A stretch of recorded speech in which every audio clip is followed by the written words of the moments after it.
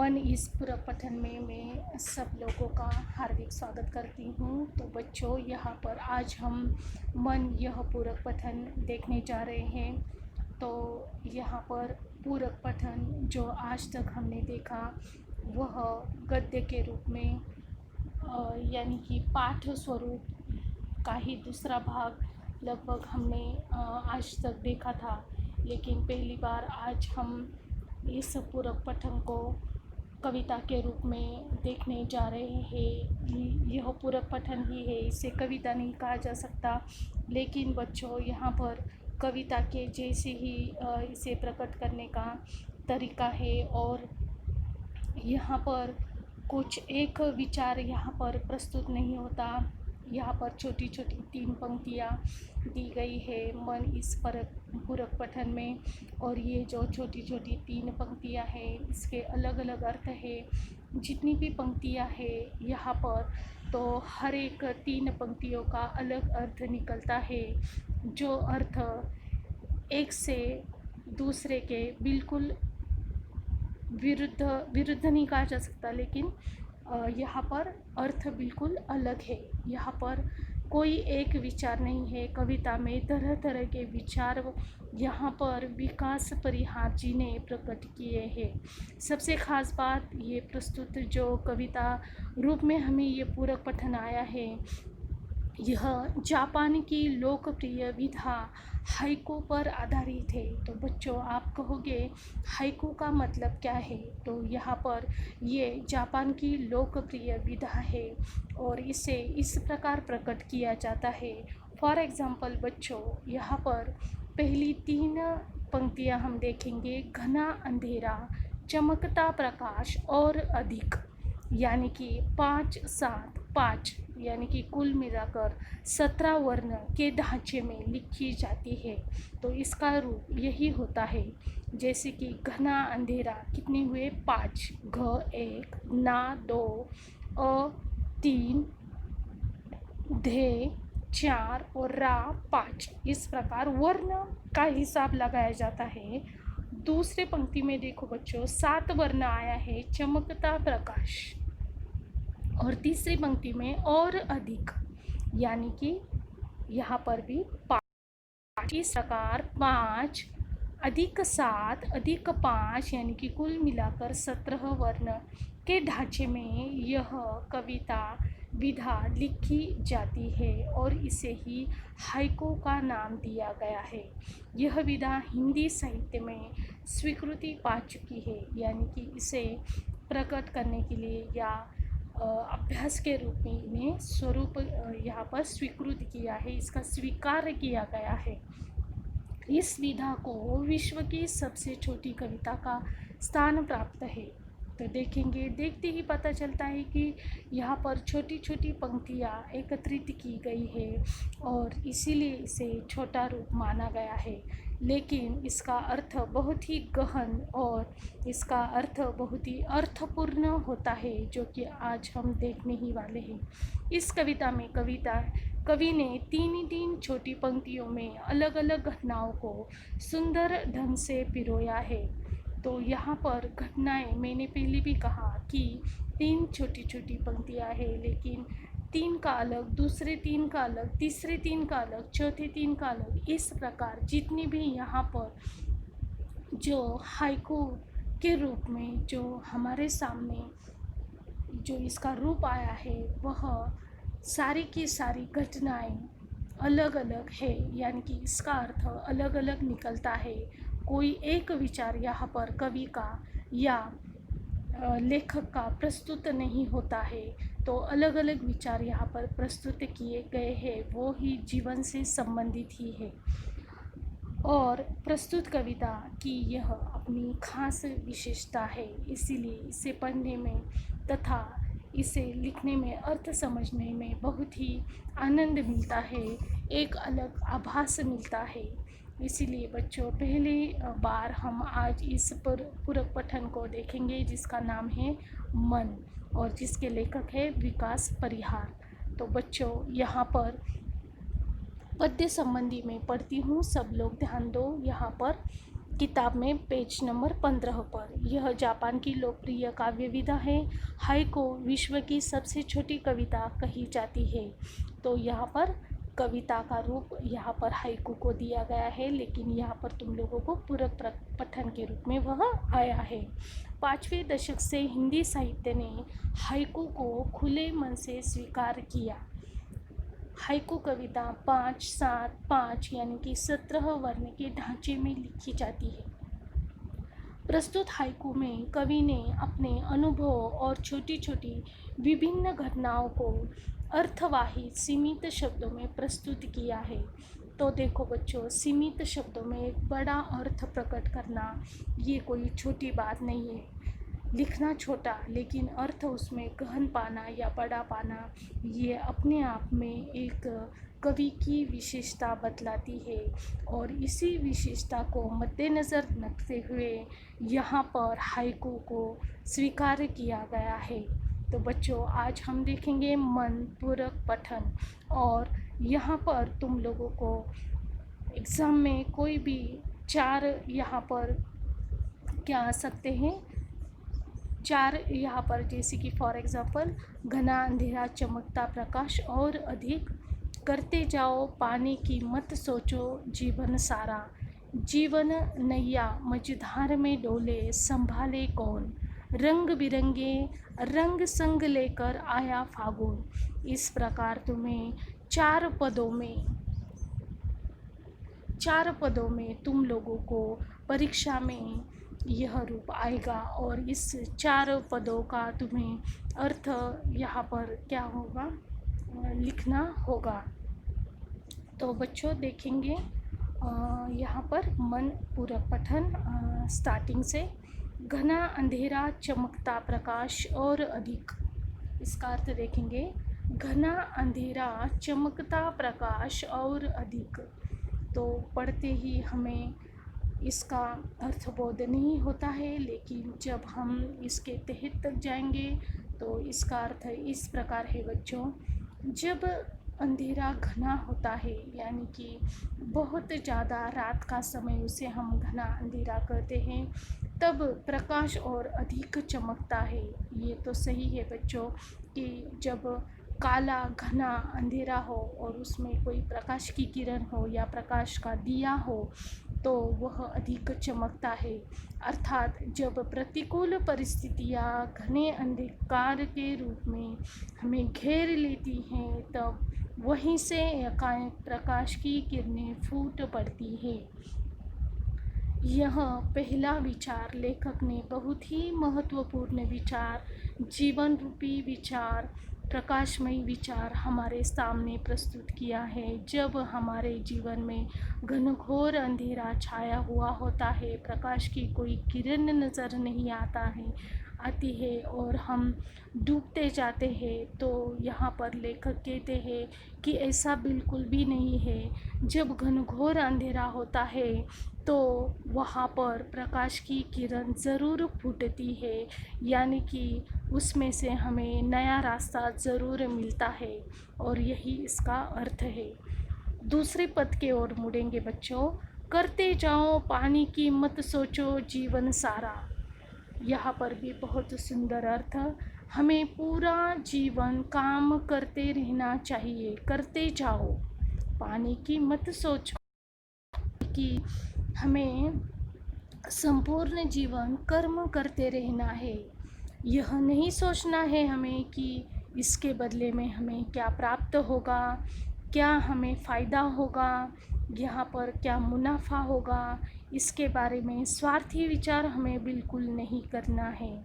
तो हमें करते जाना है, कर्म यानी कि काम करते जाना है, और ईश्वर हमें अपने आप ही उसका फल देता है। पानी की आस में कोई भी कर्म हमें नहीं करना है। तो इस प्रकार हमें जीवन व्यतीत किया तो ही हमारा जीवन सार्थक हो सकता है, और यही विचार इस दूसरे पद में है। तीसरा पद देखेंगे बच्चों। जीवन नैया मझधार में डोले संभाले कौन, यानी कि यहाँ पर मझधार का अर्थ है नदी या प्रवाह का मध्य भाग, किसी भी नदी या प्रवाह का मध्य भाग। तो यहाँ पर कवि कहते हैं, जीवन रूपी नैया यदि संसार रूपी सागर में डगमगा रही है। तो यहाँ पर कभी कभी हम बिखर जाते हैं, डगमगा जाते हैं। तो इस जीवन रूपी नैया में अगर ये संसार जो हमारा है, और इस संसार रूपी सागर में अगर हमारी जीवन रूपी नैया जो है अगर डगमगा रही है, तो उसे कोई अन्य संभालने के लिए नहीं आएगा। हमें स्वयं उसे पार लगाने के लिए प्रयास करना होगा। तो यहाँ पर यही सीख हमें सीखनी है कि चाहे कितने भी बड़े मझधार में क्यों ना हो, हम संकट में क्यों ना हो, लेकिन हमें पर्याय खुद ही चुनना है। यानी कि उसमें से प्रयास करके रास्ता हमें खुद ही निकालना है। किसी दूसरे पर इसे लांघना नहीं है, किसी दूसरे की तरफ हमें देखना ही नहीं है, क्योंकि ये ज़िंदगी हमारी है और हमें ही इसे पार करना होगा। इसके लिए हमें ही प्रयास यानी कि कोशिश करनी होगी, तभी हम इस जीवन रूपी नैया को पार कर सकेंगे। इसीलिए जो भी प्रसंग आए उसमें से हमें ही उसके रास्ते निकालने होंगे, और यही इस पद का अर्थ है। आगे चलकर यहाँ पर कवि कहते हैं, कवि विकास परिहार जी, रंग बिरंगे रंग संग लेकर आया फागुन। यहाँ पर अभी चौथे पद में अलग ही विचार लेखक कहते हैं। यहाँ पर फागुन का महीना अपने संग बसंत के विविध रंग लेकर आया है। जो फागुन का महीना होता है वो विविध रंग लेकर आता है, नए नए फूल खिलते हैं। बसंत के मौसम में हमने देखा है कि तरह तरह फूल खिलते हैं, सभी तरफ हरियाली होती है, नन्हे नन्हे पत्ते निकलते हैं। और ये जो फागुन का मौसम होता है वो बड़ा ही सुहावना होता है। यह समय उल्लास और उमंग का समय है। बहुत ही प्रफुल्लित प्रसन्नतापूर्ण वातावरण रहता है। अतः हम सभी कुछ समय के लिए चिंताओं और परेशानियों को भूलकर बसंत ऋतु का आनंद लेना चाहिए। यानी कि चिंताएं, समस्याएं, परेशानियां तो चलती ही रहेंगी। इसमें कभी सुख है, कभी दुख है, कभी धूप है, कभी छाँव है। इस प्रकार हम इस जीवन में ये जो चिंताएं हैं, ये परेशानियां हैं, ये चलती ही रहेगी। लेकिन इस निसर्ग का हम आनंद कब लेंगे? तो जब जिस चीज़ का हमें आनंद लेना है वो तो बस लेना ही है। अगर ये फागुन कहीं चला जाए तो ये इतना सुंदर वातावरण कहाँ देखने को मिल सकता है। जीवन का बोध, जीवन का अर्थ तो निसर्ग ही है। अगर हम इस निसर्ग का आस्वाद नहीं लेंगे तो एक तरह से ये जीवन हमारा आधा अधूरा रह जाएगा। इसलिए हमें इस वातावरण के, इस ऋतुओं का, इन मौसमों का भी मज़ा लेना है, और ख़ासकर फागुन का। यहाँ पर फागुन का उदाहरण दिया है क्योंकि यहाँ पर बसंत ऋतु होती है और वातावरण बहुत ही सुंदर होता है। इसीलिए कवि कहते हैं कि जीवन तो चलता ही रहेगा, लेकिन इस निसर्ग से दूर मत होना। इन वातावरण का, इन मौसमों का, इन ऋतुओं का हमें मज़ा लेना है, तभी तो जीवन हमारा पूर्ण होगा। इस प्रकार हमने 4 पद देखे और अभी हम अगले पदों की ओर मुड़ते हैं। आगे चलकर कवि कहते हैं, कांटों के बीच खिलखिलाता फूल देता प्रेरणा। भीतरी पहले इन 3 पदों को देखेंगे। कांटों के बीच खिलखिलाता फूल देता प्रेरणा। तो यहाँ पर कवि कहते हैं कि ये जो गुलाब होता है वह कांटों के बीच खिलता है और हंसता है। कितना सुंदर होता है, कितना सुंदर खिलता है, उसका रंग, उसकी महक बहुत ही सुंदर और दिखने में भी बहुत ही आकर्षक, मन को लुभाने वाला ऐसा गुलाब का फूल, लेकिन जन्म हुआ है कांटों के बीच में।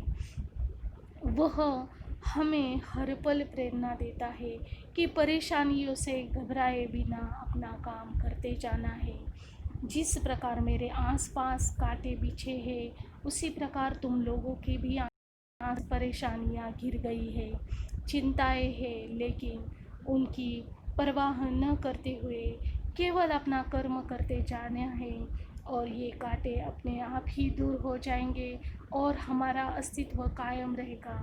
मैं भी इसी प्रकार कांटों के बीच खिलता हूँ, लेकिन कांटों को देखकर मुझे कोई देखा अनदेखा तो नहीं करता, बल्कि मेरा रंग रूप और खिलता रूप देखकर हर कोई मेरा आकर्षण लेता है, मेरे पास आता है, मेरी महक लेता है, मेरी सुगंध लेता है, मेरे रंग को देखता है। और इसी प्रकार जिस प्रकार मैं आकर्षण हूँ, उसी प्रकार तुम भी आकर्षण बन जाओ।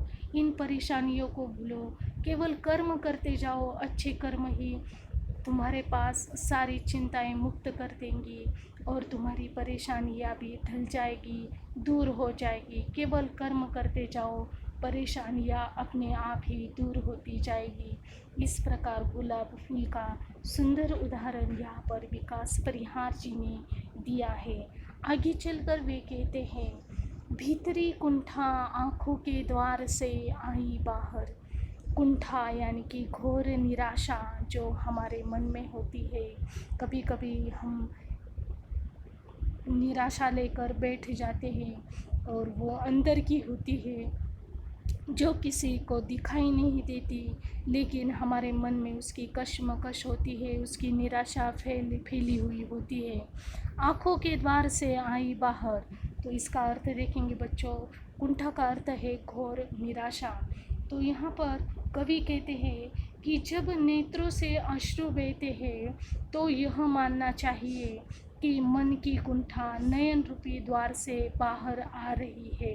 यानी कि जो निराशा है, जो मन हमारा यहाँ पर विचलित हो गया है, दुखी हो गया है, तो ये जो निराशा है, भीतरी हमारा जो दुख है, वह कभी न कभी आँखों का जो आँखें जो होती है, वह द्वार कहा गया है, और आँखों से वह आकर बाहर निकल जाता है। आगे चलकर, खारे जल से धुल गए विषाद मन पावन। तो यहाँ पर अभिलाषा, विषाद का अर्थ बता रही हूँ बच्चों। पहले, अभिलाषा पूरी न होने पर मन में होने वाला खेद या दुख। जब हमारी कोई इच्छा पूरी नहीं होती है, तो हमें दुख होता है, उसे विषाद कहा गया है। तो बच्चों यहाँ पर अर्थ देखेंगे इसका। तो यहाँ पर कवि कहना चाहते हैं कि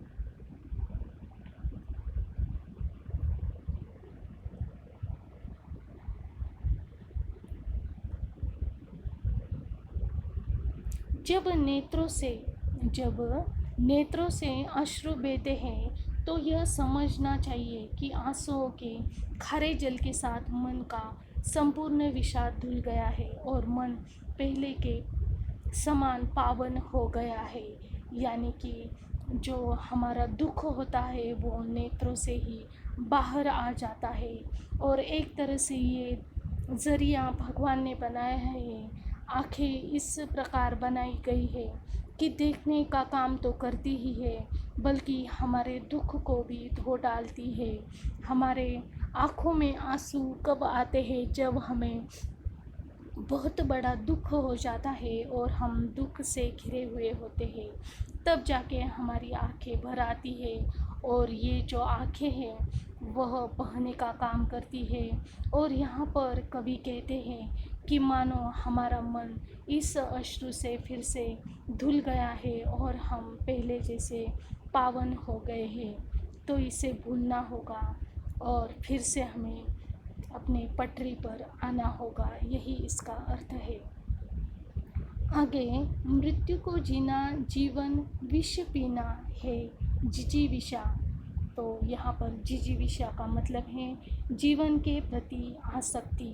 तो देखेंगे कवि क्या कहना चाहते हैं। मृत्यु को जीना जीवन विषा पीना है जिजीविषा, यानी कि प्रत्येक मनुष्य के जीवन में अनेक परेशानियाँ आती है, चिंताएं आती है और अप्रिय प्रसंग यानी कि ऐसे प्रसंग जिसकी हमें कल्पना भी नहीं की होती है, ऐसे प्रसंग भी हमें अनुभव करने पड़ते हैं। और ऐसे में जीवन रूपी संग्राम में डटे रहना ही हमारी जिजीविषा का प्रमाण है, यानी कि यही हमारा जीवन है और यही हमारी जीवन शैली होनी चाहिए। चाहे कितनी भी परेशानियाँ आएँ, चिंताएँ आएँ और ऐसे प्रसंग आए, तो भी हमें डट कर इसका सामना करना होगा और इसी प्रकार इसी को हमें जीवन शैली मानना है।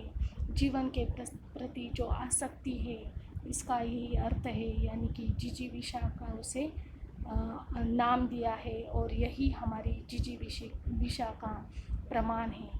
आगे चलकर कवि कहते